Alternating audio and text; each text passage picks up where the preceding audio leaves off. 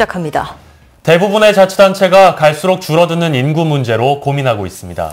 그러다 보니 공무원들의 인구 전입 성과를 인사에 반영한다는 말까지 나오고 있습니다. 김종태 기자가 취재했습니다. 지난해 12월 기준 광양시의 인구는 15만 5,800여 명, 같은 해 9월 15만 2,200여 명에 비해 3,600명 늘었습니다. 지난 2016년 12월 15만 5,500여 명에 비해 큰 폭으로 줄었다가 다시 늘어난 것입니다. 광양시 인구는 지난 2011년 15만 명 인구를 돌파한 이후 매년 늘었다 줄었다를 반복하고 있습니다. 광양시는 15만 명 인구를 지키기 위해 다양한 출산 장려 정책과 전입세대 지원금 등 대책을 내놓고 있습니다.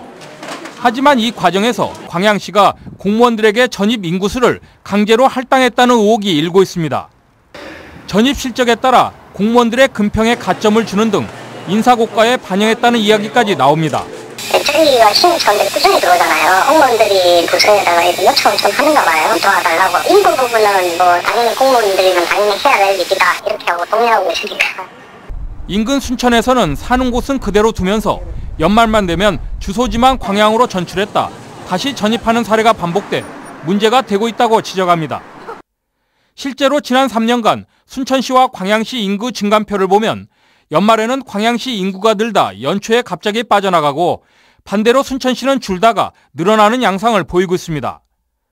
시 군마다 인구를 뺏어오기 위해 무분별한 전입과 전출에 나서는 단기적인 꼼수 행정에 그치고 있다는 것입니다.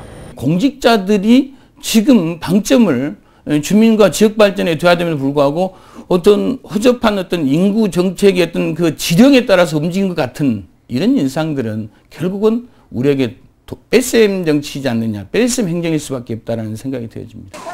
공무원을 동원한 무리한 인구 늘리기보다는 일자리 창출과 교육 여건 개선 등 정주 기반을 고려한 장기적인 인구 유입책이 아쉬운 시점입니다. MBC 뉴스 김종태입니다.